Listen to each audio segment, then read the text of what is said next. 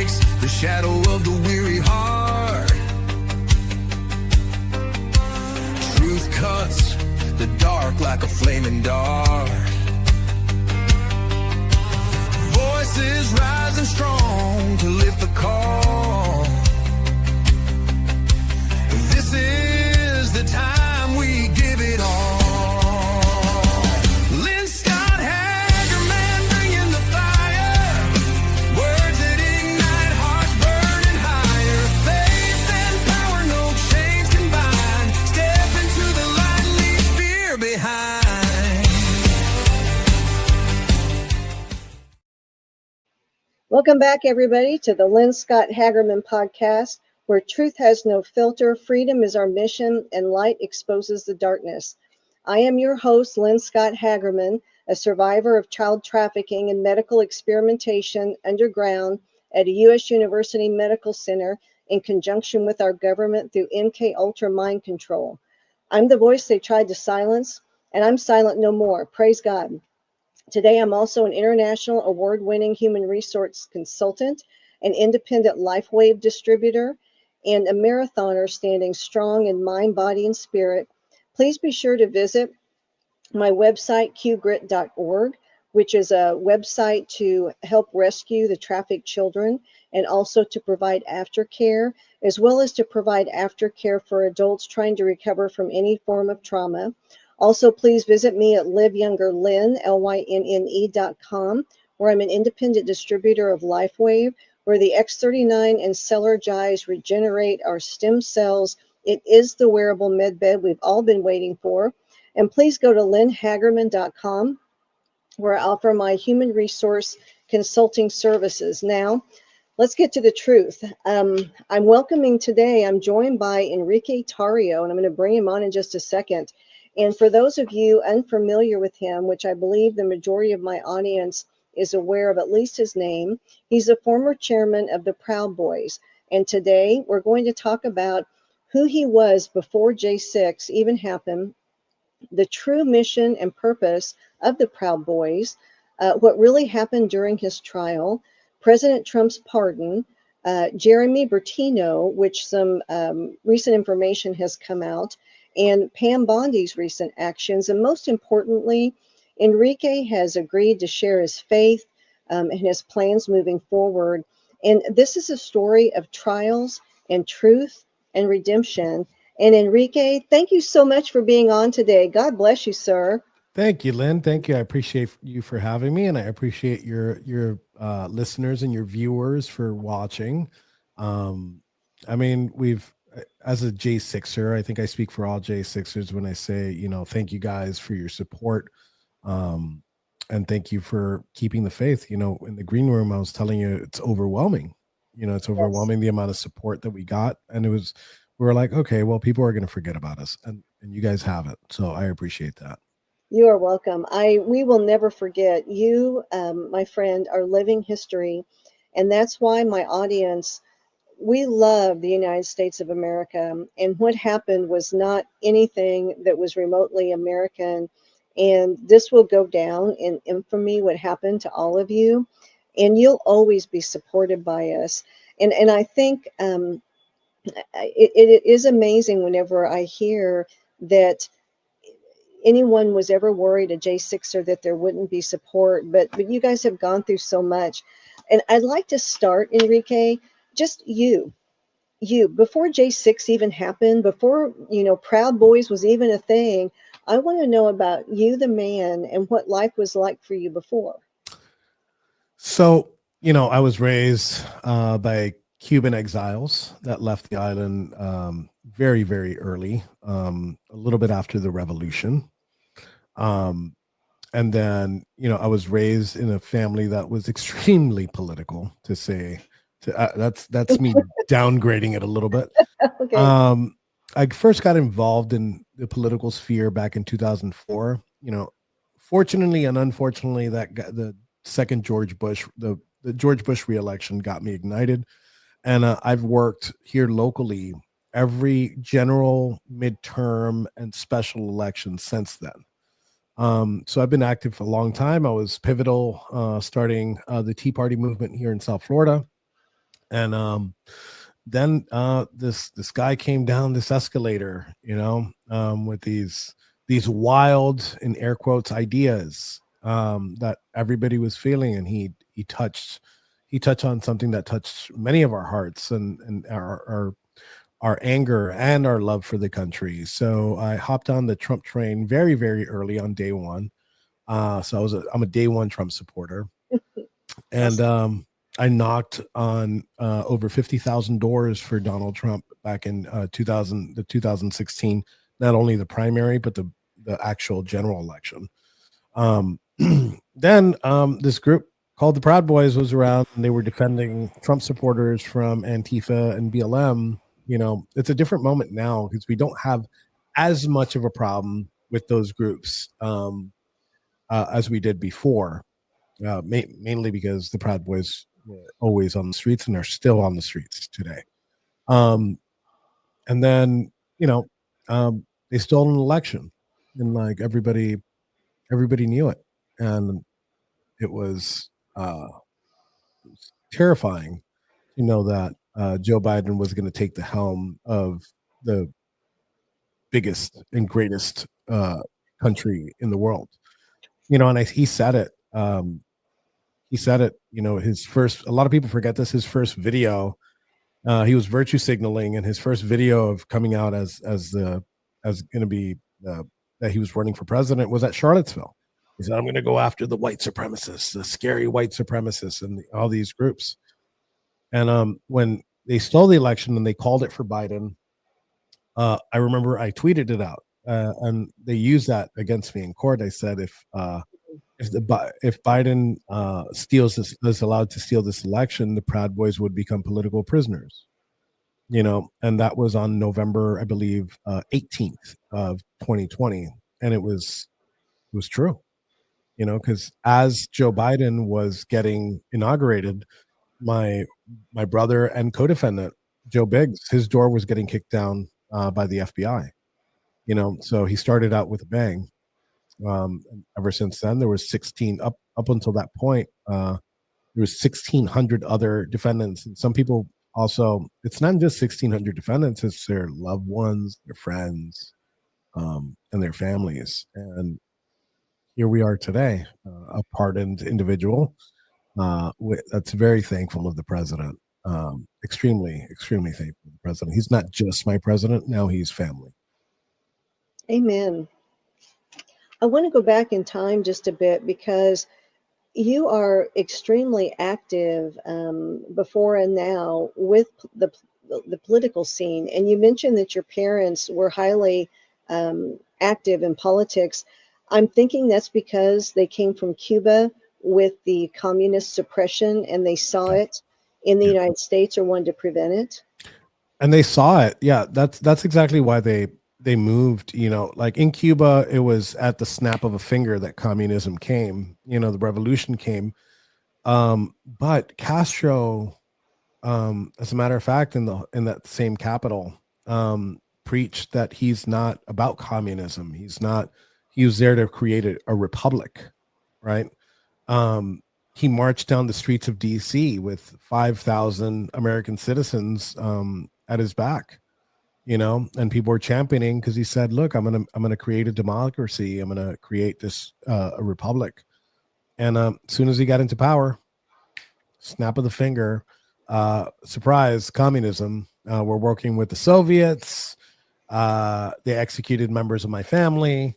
And my grandfather and my grandmother at the time had to leave. They had to flee the country. So, a lot of people in the United States, they preach, the gospel of socialism and communism, and they really don't know what it is. They really don't know. They don't understand it, and they don't understand the poverty that comes with it, and the misery that comes with communism. And Cuban Americans, Cubans and Cuban Americans, they do. They see it for what it is, because until you experience it, you don't know what it is. You can't preach and be like, oh, this is nice and peachy. And let me tell you, look, it sounds great. Everybody's equal. Nobody's above anybody. And it's like a utopia. And when a politician preaches a utopia, run, Exactly. run, Exactly. because what's going to happen is the opposite of a utopia. Yeah, everybody's equal. Everybody's equal in misery. That's what socialism and communism does, because they're the same thing. They try to argue. Well, I'm not. I don't like communism. I like, I'm a socialist. I like socialism. It's the same thing. It's the same thing. It's just a precursor, but you're preaching the same thing. Exactly. And as you famously did tweet out, the Biden selection administration started persecuting political prisoners, which is a communist socialist regime changing takeover move, what happened. And before we get to J6, I would really love for people to understand Proud Boys. What is the and this would be like pre J6. What all was the Proud Boys mission? Because I know that there were many good works that were done. So the thing about the Proud Boys, and you have me in this seat right now asking what the Proud Boys is, and I might give you a different answer than what another Proud Boy sitting here might give you. Okay. Right. So when you talk about like let's say pro-life groups, they're a very focused group. Like that's their shtick. That's their beat. Right. With the Proud Boys, it's more, it's a very broad spectrum, because when you come into the Proud Boys, the only thing that's important is that we try to make better men. How do you make better men? You make better neighbors, better brothers, better sons, better fathers. And people come into the group for different reasons, and they have different focuses. So we do have people that focus on politics, like myself. I'm a very political Proud Boy.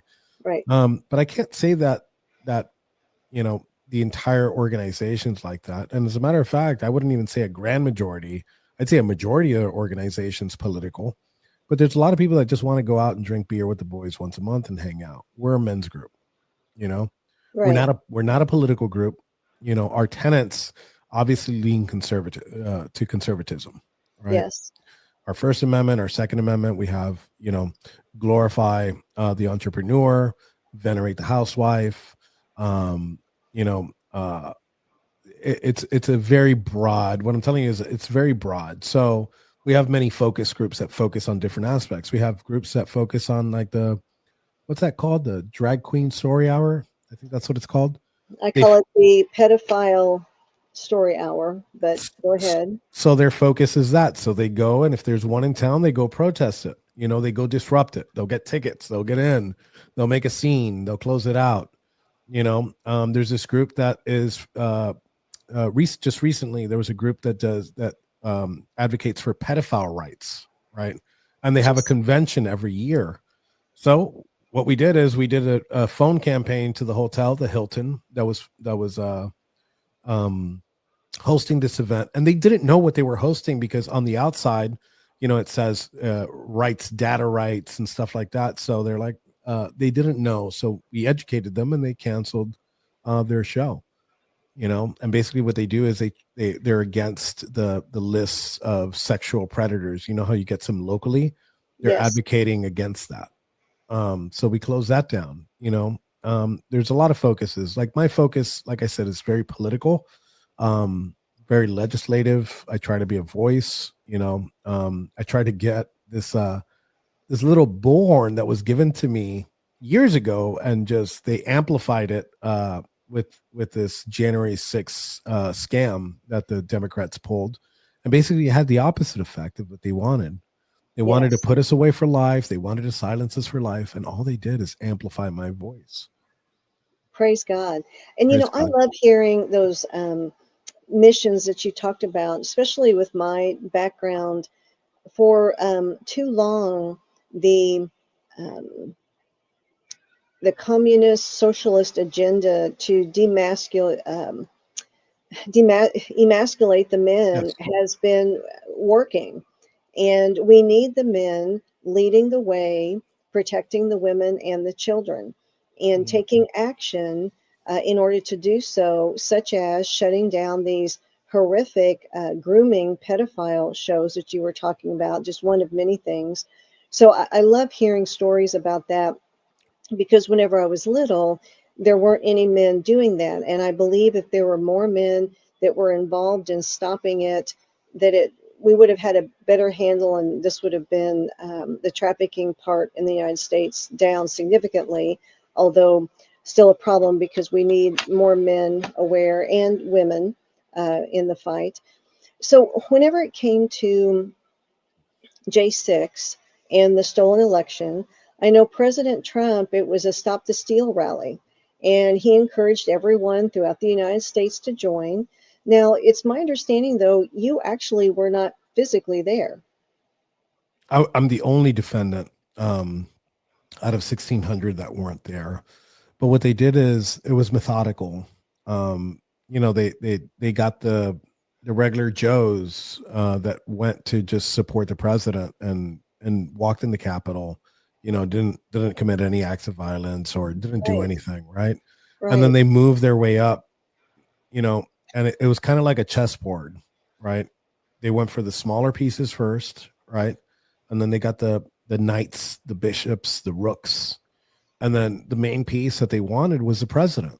It was all about the whole time. It was about the president. It wasn't about what happened or this quote unquote insurrection. It was about stopping the president from running again, right? Yes, And in my case, they proved that. So I was one of the last batch of people that got picked up for January 6th.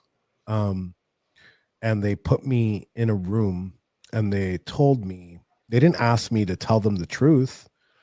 They asked me to go with their narrative. They wrote it on a piece of paper, and the narrative was that I was communicating with the president to overturn the results of the election on January 6th. And without cussing, I told them a more colorful version of to go kick rocks. Okay. So that's what they wanted. Here's another thing. We call it the January 6th case. It's the Trump's January 6th case. Yeah. But that title is misleading because it wasn't a January 6th case because they couldn't get the president for what happened at the Capitol that day. So what they did is they indicted him on a white collar crime, saying that he's trying to sway the election, right? But with me, if I would have said yes and I would have lied about the president, been like, yeah, he told me. If I would have done that, then the indictment of the president for that case would have been the January 6th case, because then they would have hit him with seditious conspiracy, which is what they really wanted to hit him with. Because if we remember when Colorado knocked the president off the ballot. Yes, I do. So the charge that would have technically gotten him off the ballot would have been seditious conspiracy, right? Because it is a form of insurrection. So if they would have charged him for that, I don't think they would have been successful, but they would have gotten closer to the mark of getting him off the ballot illegally, right? Through a false witness, which would have been me. It was always about the president. It wasn't us. We were just the ones that suffered. We were the pawns that they used to get there. I'm trying to picture you in that room that day when they put that document in front of you to try to get you to agree to it. In the United States of America, that is not, you have we the people watching this show. That is not what we the people thought justice was. We thought that you go into a room, you're asked questions, and then someone in authority who understands the law decides right and wrong. But this was a predetermined, pre-written script, is what I'm hearing, that if you do this, probably they're going to be more lenient with you if you agree. This doesn't sound like the United States of America at all. In every courtroom, in mostly every courtroom in America, there's this quote that says, we who labor here seek the truth, right? That's right. All they want. It's something I'm paraphrasing, but that wasn't true with the Biden administration. We saw it numerous times, not just with Trump supporters. With Trump supporters, but not just on January 6th. You saw it happen to Alex Jones. You saw it happen Yes. to many people of the lawfare to make them go broke or put them in prison. And through the methods of civil courts, civil lawsuits, because they would pull discovery and then use that discovery in a criminal case, which was the end game, right? Yes. Yeah, and I understand the game very well. You know, it was never about liberty. And I'll use the chess reference again. They knew the name of the game, and I do too. The name of the game is to take the opponent's pieces off the board, right? And by any means necessary in order to win the game. And the game is power, right? So they started taking those pieces off the board, and with the result of winning the chess match and winning the power and winning the presidency to be able to do all these evil things that the Democrats have been doing for years. That's right. You know, the country got hyper polarized, not with Donald Trump. That's what the media keeps telling you. It's like they forget what the Obama presidency did and the creation of the Tea Party movement at the time. You know, every presidency has its movement. You know, and on the conservative side, we started the Tea Party movement at the time. You know, and now it's the MAGA movement that has lasted a very long time. You know, it's lasted more than 10 years. So, and the Proud Boys is about to hit their 10-year anniversary next June. That's amazing. So you said no, and you went to trial. I have to say, I have been in touch with an attorney in DC, just totally unrelated to the show today, but he was telling me about, I just started asking him, he's going to be on the show, I think next week or the week after. But I said, what is going on in DC? I said, all of America, the world is watching DC. No one got a fair trial. The judicial system is completely corrupt. It appeared like there were FBI agents in the courtrooms intimidating people. That is not a jury of your peers because they're all Democrat. And I just, and he was like, yes, DC is crazy. And the judicial system, it is rotten to the core. And you experienced that firsthand. I did. You know, you when they did have civics class in school, like it paints you this rosy picture of what the justice system is. You know, they have the statue with the blindfold and the two scales. Yeah. And you know, it's all a lie. You know, because what they did to here's the thing. What they did to us, it wasn't that they concocted it and built it. Like they didn't build that plane in the air, right? That is systemic. They've done this for so long that they've perfected the art of silencing movements, right? Right. You know, it happened during the civil rights movement. It happened in the 80s. It happened in the 90s. And they put politically active and influential people in prison because they're dangerous to the system. And that's what I saw throughout my trial. It wasn't justice. We had an FBI agent that we're suing at the current moment that admitted on the stand to destroying evidence, deleting files, and destroying hard drives. She was listening in to attorney privilege phone calls and getting trial strategies and communicating that to the DOJ. Oh my gosh, that's supposed to be like not. I'm sorry to interrupt. That's supposed to be totally wrong and forbidden. Well, something that's totally wrong and forbidden too. The FBI put an informant while we were going through trial in our camp, right? To be able to get our trial strategy in real time, you know, and they didn't tell us. They waited till we were going to put this person on the stand to tell us, well, you know what, this person the day before that was at 5 p.m. The person was supposed to testify at 9 a.m. the next day. They're like, hey, by the way, that person that you're bringing tomorrow is an FBI informant, and you can't ask them about it. You can't ask them any questions about being informant. Automatically, we put a motion for mistrial. Right. And then here's the thing. The judges are in cahoots. You know, you have Judge Timothy Kelly that sits on that federal bench for the rest of his life for as long as he wants. And he's going to sit there and do things in his room, his courtroom that's never been done in any federal courtroom at the time. The expansion of they expanded conspiracy when it came to our trial.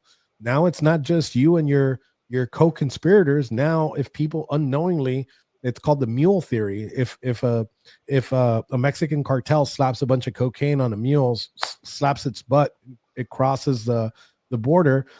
Now, because of our case, now they could charge the mule with drug trafficking. The mule doesn't know what it's carrying. And by mule I don't mean like the animal, even though I Right. said The slap. person. It could be Right. a person. It's like, here's this book bag. Yeah. That person can be charged with a conspiracy to traffic narcotics.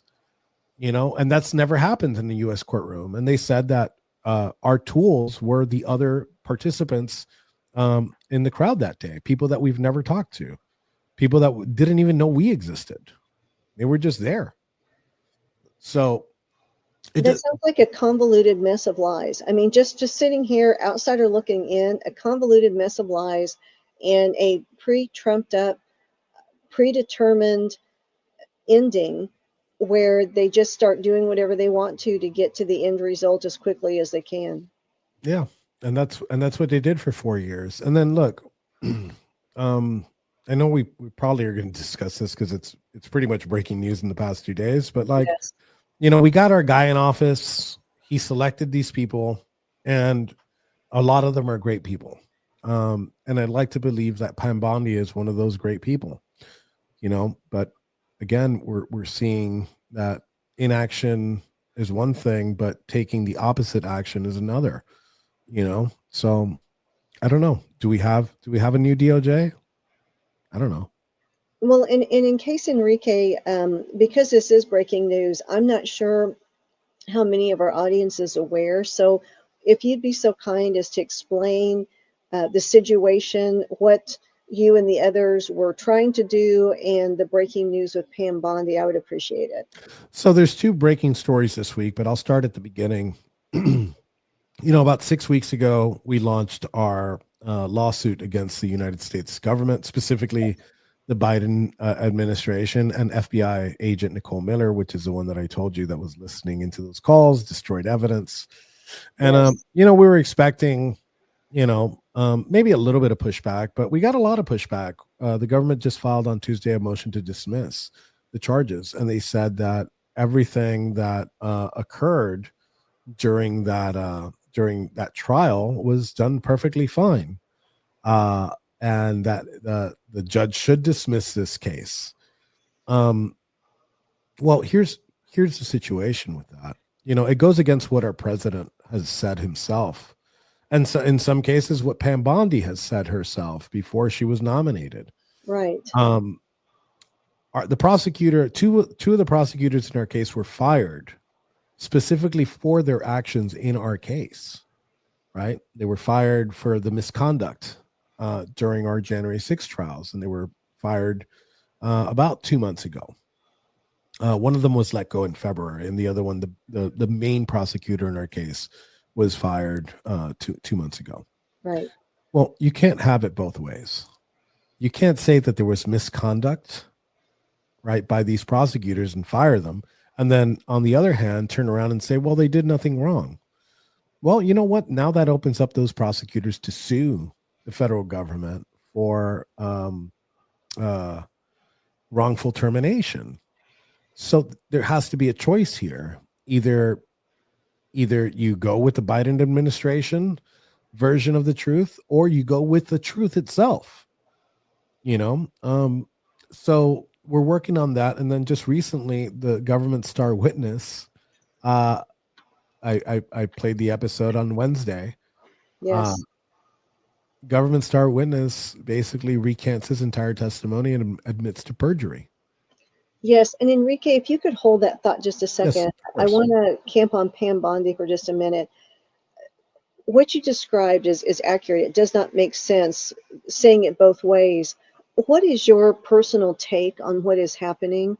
Why do you think one day they're saying one thing, now they're saying something different? Do you have any thoughts on the strategy behind that or their thought processes?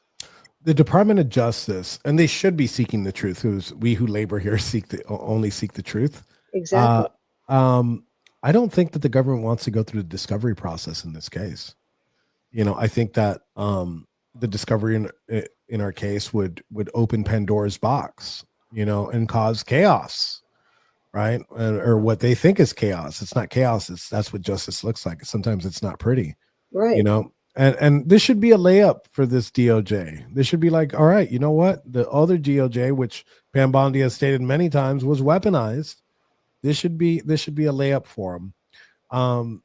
So I don't know how they reconcile here, but in order for these wrongs that were committed against not just me, because it's not about me, right? It's about everybody Exactly. who got this. We need to know the truth, and I don't think the government wants to release that truth.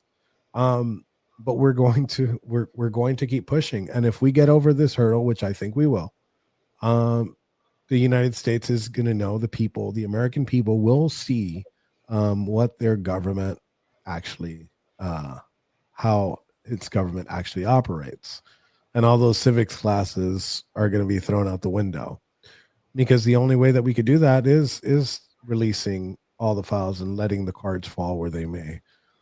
If it causes politicians or ex-politicians to go to prison for long periods of time, that's what it takes. That's what justice is. It's not pretty. It's not meant to be pretty. The truth. That's what we all want, is we want the truth, and we want justice once we know the truth. So it sounds like you do have some recourses that you're able to take against what Pam Bondi did.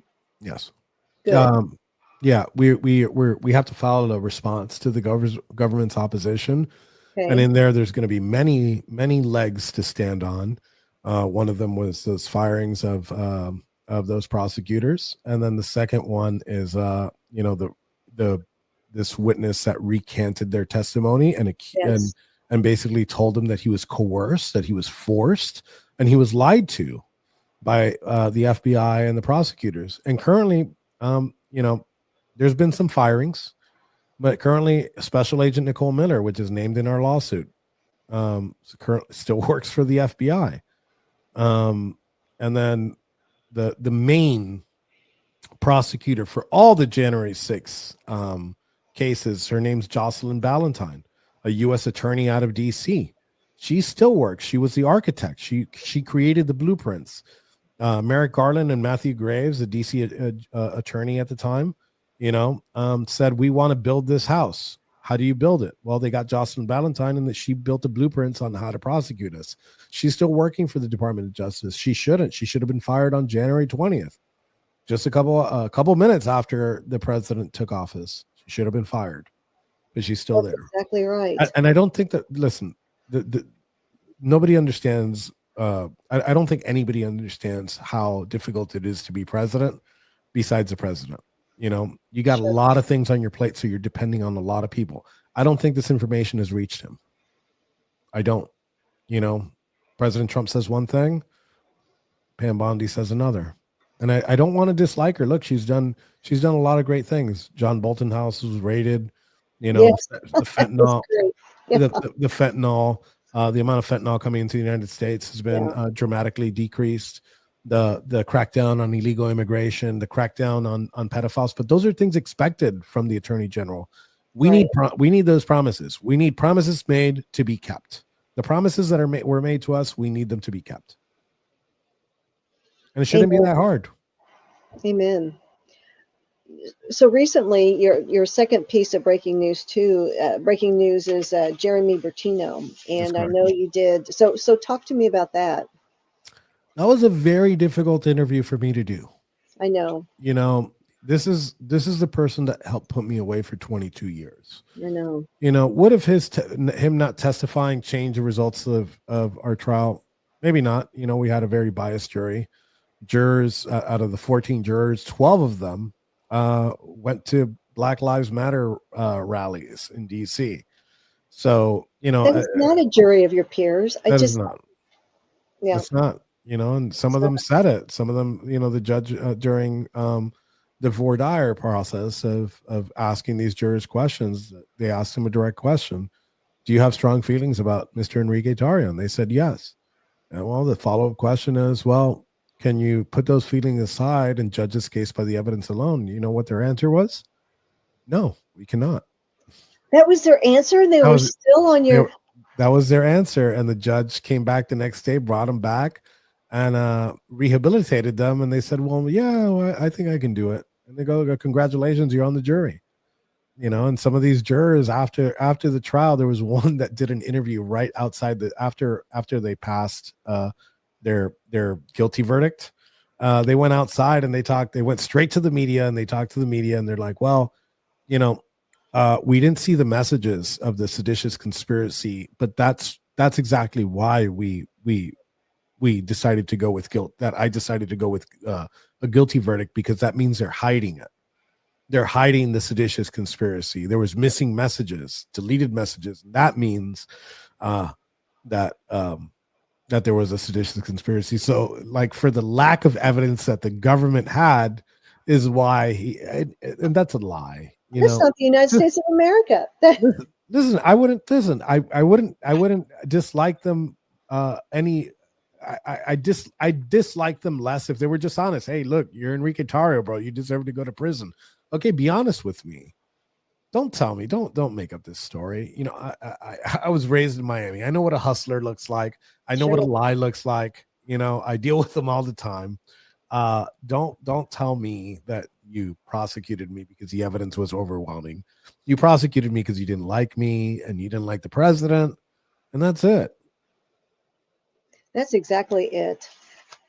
Tell me about the interview that you had. Tell me some more about what you discovered, and does that affect your case? Well, I'm going to be releasing it Friday night. Okay.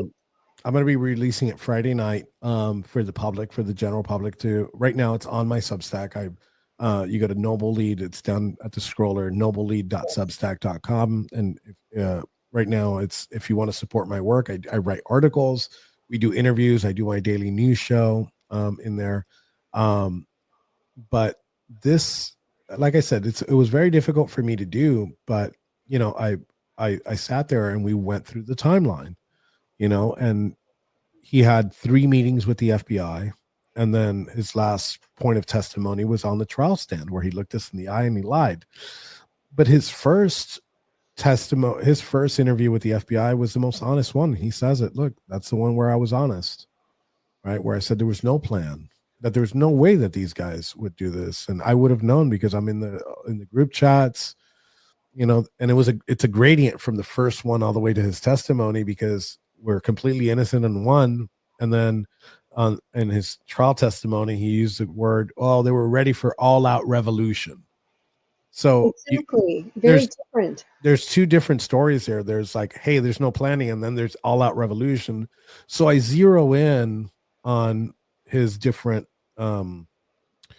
stories, and I hammer them down, and every single time, no plan. Well, why did your story change? Well, you know what? They told me that I was going to do 20 years, you know, and they also said that if I don't go with their version of the story, they were going to put me away for those 20 years. And, you know, he had bad counsel, for one. There's no way he was going to do 20 years. But regardless of the fact, he lied, and he knows he lied, and he said that he lied because he was coerced and he was coached. And then in that interview live, I find out that it wasn't only 3 interviews with the FBI. There was 15 other times where he met with them off the record, and that's illegal, right? As a defendant in a criminal trial, I need all the evidence, even if it's exculpatory, and if they're not recording it, or if they don't have a stenographer there, you know, because maybe in one of those secret meetings he goes, yeah, absolutely not, there's no plan, or he says like something that doesn't make sense with another statement he said. I need to be able to impeach him, and if you take these off the record, we can't formulate a good defense. They were telling him not to use certain words. So the witness on the stand wasn't Jeremy Bertino. It was a puppet of the DOJ and the FBI, because they were telling him what words he couldn't use, what things he should stay away from when they questioned him on certain things. It should be illegal. They should get those interviews, record them, and then they should completely stop contact with him. Because the Jeremy Bertino on January 7th, the day after January 7th, that's the one that I wanted on the witness stand, the real one. Right. Right. What really happened on that day? We didn't get that. We got a puppet, a sock puppet, a robot. They might as well told Grok what to say and put Grok's voice up there with one of those new robots. And it probably would have been better. It's supposed to be the truth, the whole truth, and nothing but the truth. Not so help you God. So help you God. That's exactly right. Not what you're coached to say and trained to say, like an actor in a performance. It's not supposed to be that way. It's not. And unfortunately it was in our case. And that is why we're suing them for doing that, for the injustice, for the incorrect, for the illegal tapping of attorney-client privilege phone calls, of the destruction of evidence, the malicious prosecution, the lying. He also admitted that they lied to him. He didn't find out until much later. They told him that the way that they got me in the grand jury is they got my phone and they unlocked it and they found this nefarious document called the 1776 returns. Ooh. Right. The problem was that when they opened my phone, you familiar with WhatsApp or Telegram? Yes, both. When you receive a message, you get the 2 checks. Yes. Right. Right. And when they read it, it turns blue. Oh, yes. Oh, okay. Balloons. I don't know where the balloons came from. I don't either. I think that's a Mac thing. That was for the kids watching. I think. Yeah. And they when they show this to the grand jury, they tell them Enrique Tarrio had this on his phone, right? And it was basically, it wasn't nefarious at all. It was basically like a sit-in, like a plan to do a sit-in, and not even at the Capitol. There's 2 problems with that. They had the forensics team look it up and they saw, I've never opened the document. I never saw it. I didn't have the 2 checks on there. So it was unread, because at the time I had 1.6 million unread messages on my Telegram. Everybody was messaging me. They always put me in group chats. I never listened to group chats. And they told the jury that was on my phone. They failed to tell the jury that I opened it, that I saw it. So what they did with Jeremy is they sat him down on his second interview and they're like, have you ever seen this document? And he goes, no, absolutely not. He goes, well, Enrique had it. And he goes, Enrique made this? And I'm quoting exact quotes. Enrique made this? FBI agent, special agent Nicole Miller said, yes, he made it. He created that document. And you hear the change in Jeremy Bertino. He's like, oh my God, this is crazy. No. I would never sign on for this. So that's illegal. So a police officer or a federal agent can lie to you pre-arrest, right? To catch you, doing whatever sneaky thing you're doing. Once you're arrested and once you're in a room with them, they cannot lie to you to coerce you to say something, especially in that situation. And they did. And he didn't know that till he was on the stand. We're like, what did Special Agent Nicole Miller tell you? That Enrique Tarrio created it. And sitting here today, do you believe Enrique Tarrio? Yes, I do. Well, Nicole Miller stated on the stand a little while ago that he did not create it because he didn't even see the document. And Jeremy that's when he found out. So we go through that process. It's an 1.5 hour long podcast. And it just doesn't affect our case, because the most impactful thing that somebody could take away from that is the FBI and the DOJ's methods, their methodology in these prosecutions and these persecutions. Persecution is the proper word, because their methodology in the United States of America, we're supposed to be innocent until proven guilty, not correct. Everybody's guilty, and let's architect the plan and the strategy to make sure that everyone's convicted. That's not, this is like a foreign communist country, in DC. This is not the way it's supposed to be. I agree. But that's the way it was for 4 years. And, I challenge and say maybe it's the way that it's been for the past 7 months also, because we're not seeing it. We're seeing the president say one thing, and we saw Pam Bondi say one thing before she was nominated, but now we see her do others. My loyalty lies with the president, right? Right. And I have a very specific situation. Like, I understand people that are, when they say, "Oh, I'm super loyal," and they put him on a pedestal, like he's like some super, they deify him sometimes, and I think that's wrong. He's a politician. But I'm at another level. I understand that, like, some it might come from bias. It might come from like a bias that I have for the president because he gave me my life back, right? Right. That loyalty does not it doesn't go into his nominees. I've always I didn't like when he chose the Supreme Court Justice Amy Coney Barrett. It was 1 week away from the election. It was quick, and I was like, man, you could have picked a better person. People crapped on me for that, and look now, look at the decisions she's made. You always have to hold your government accountable. And that's part of, there's been this little MAGA civil war going on, and some people are like, oh my God, this is how it's always like that. When your candidate, your party candidate is the head of the executive, there's always a civil war. That's not new. That's not nothing new. Especially now in the MAGA movement, where we have these principles, we have this, and this is what we want, and we want nothing less. There's no compromise. Right. Because the country has gone in such a horrible direction for a very long time that the president is bringing it back. So I'm going to hold his nominees accountable. Look, Tulsi Gabbard, great job.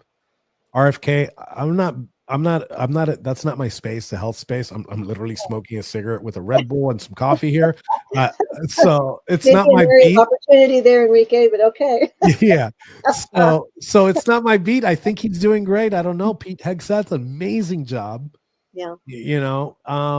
So there's a lot of people I could tell you, look, you know what? I can't say anything bad about them because they're doing their job. Pam Bondi, which is arguably, I don't think it's even arguable. That's the most important position nomination that the president has, right? It's the executive branch. It executes the law.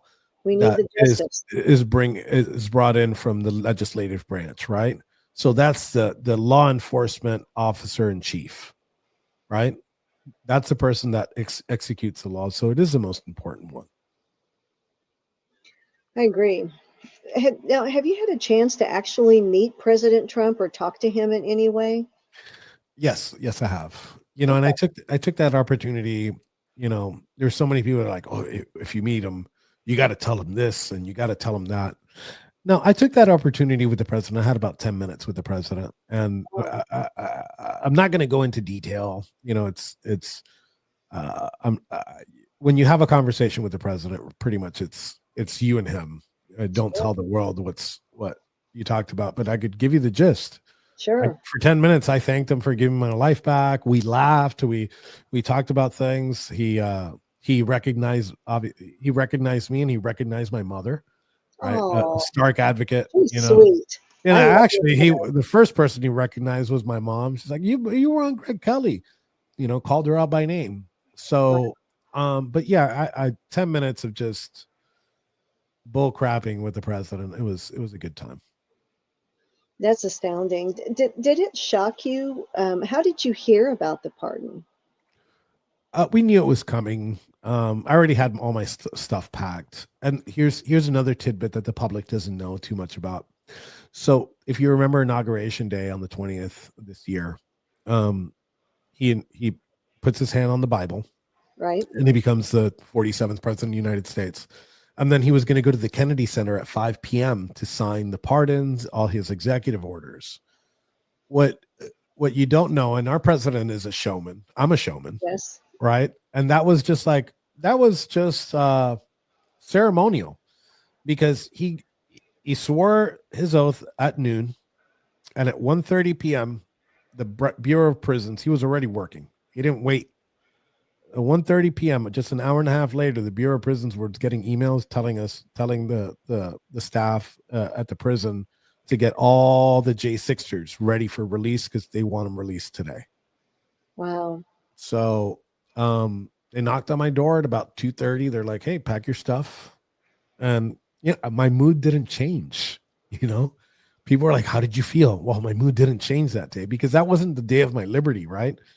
The day of my liberty came, the happiest I felt in prison Yeah. was election night, because I knew he was a person that keeps his promises. And he did. He said, "Look, in the first 9 minutes, I'm going to pardon these people."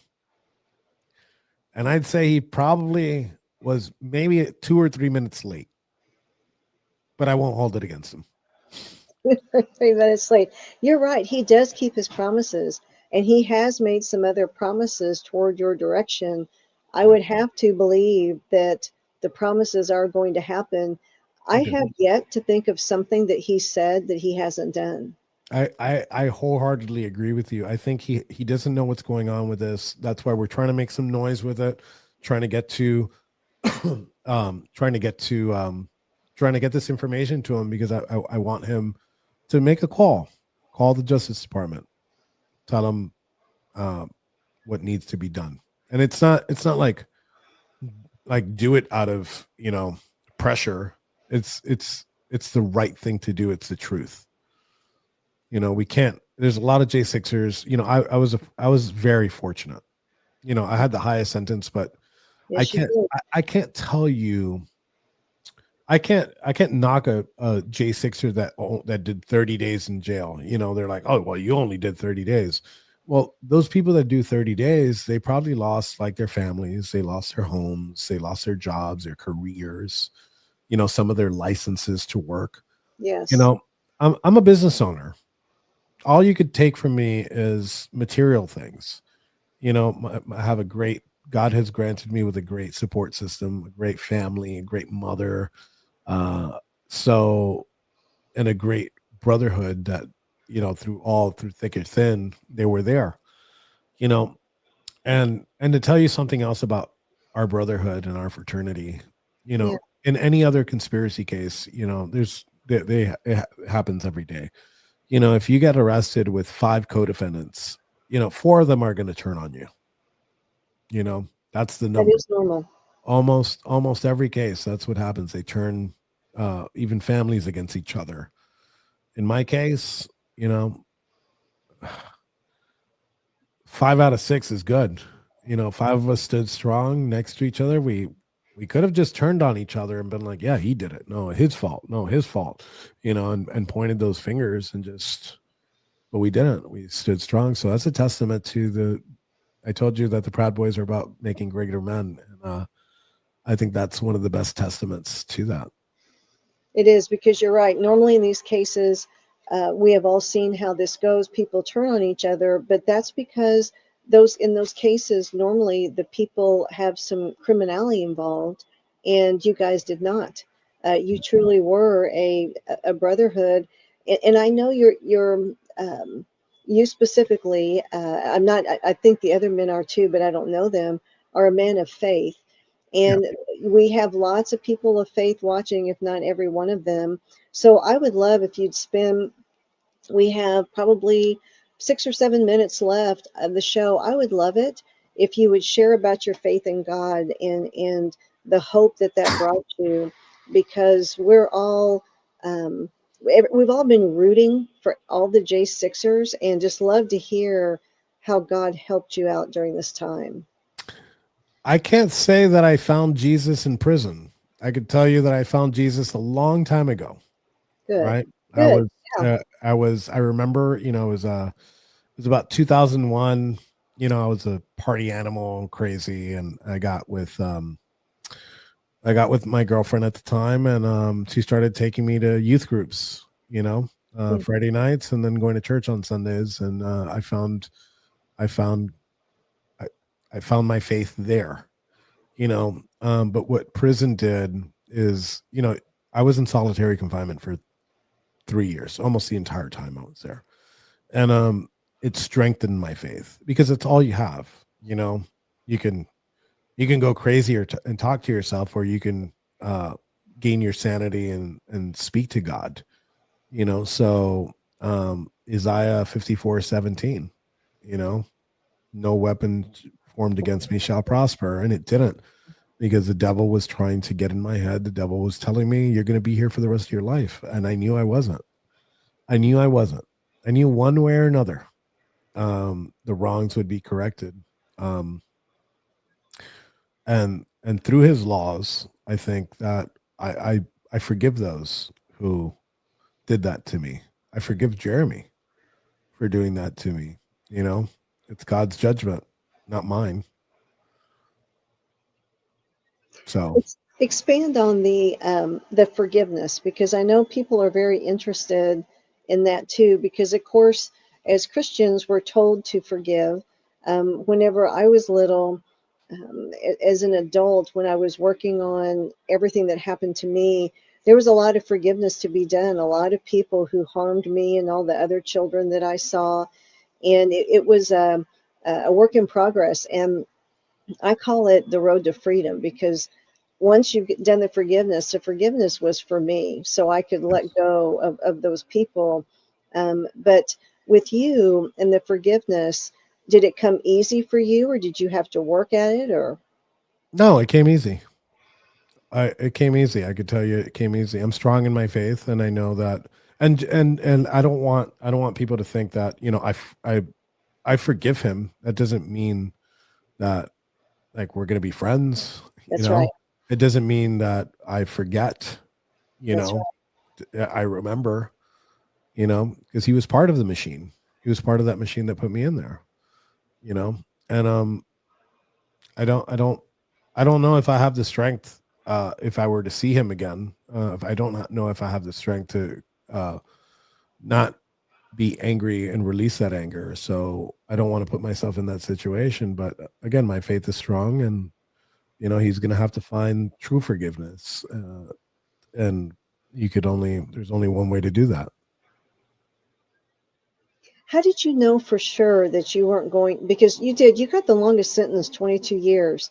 How did you know that you would not be there that long? Because I knew that injustice needed to be corrected. And I think it was also a lesson for me, outside the justice system. Maybe I was walking the wrong path in my life, and maybe God was like, hey, I'm going to have to put you through this. I'm going to have to put you through this because you're going to have to learn. And he did. And I'm thankful for that. I'm thankful for the 3 years that I did in both aspects, in my faith and in my life too, because it taught me a lot. It taught me appreciation of life too, in this temporary world that we live in. The other day where I was on a long road trip. I was on Alligator Alley, which is a very long stretch of road. Yeah, I've heard of it. Haven't been there, but I've heard about it. Yeah. And I blow out a tire, and I'm sitting there with my friend Ethan, my brother Ethan, and the tire blows out, and he got pardoned too, and called AAA. AAA is like, oh, it's going to take 3 hours to get here. We're like, all right, cool. And you know what we did? We didn't worry about it. We're so happy to be out that we're stuck in this middle of this swamp. Mosquitoes are everywhere. We couldn't keep the car on too long.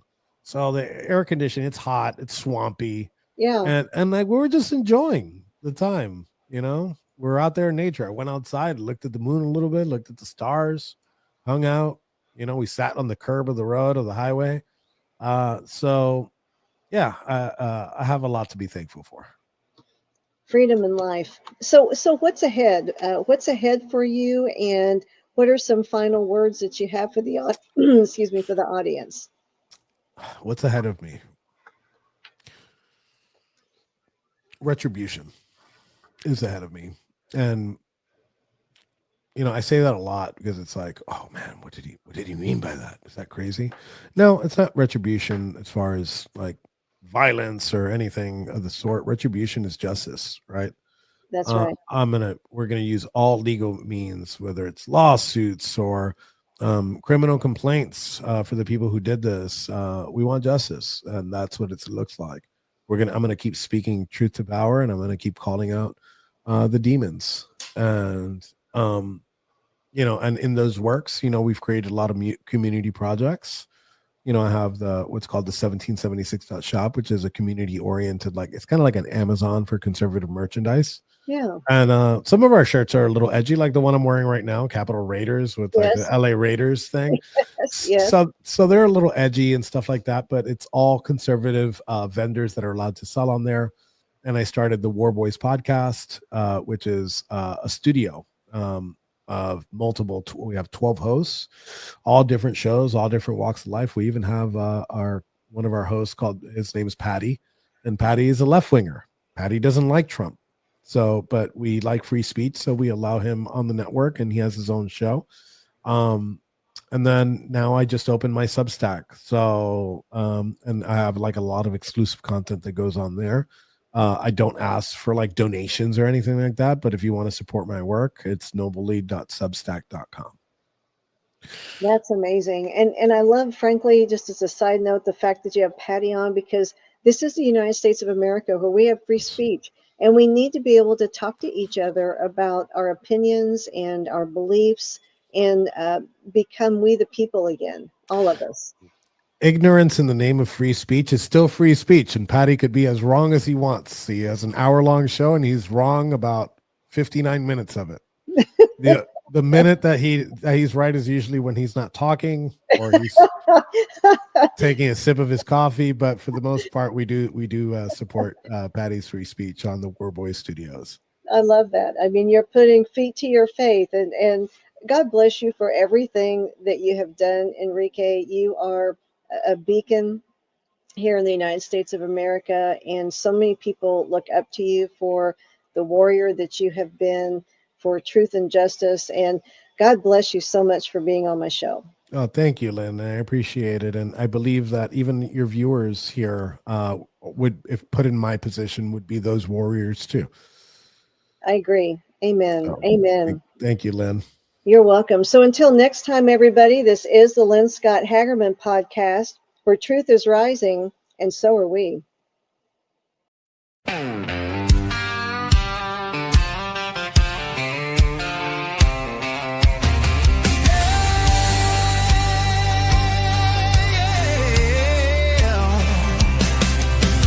Light breaks the shadow of the weary heart. Truth cuts the dark like a flaming dart.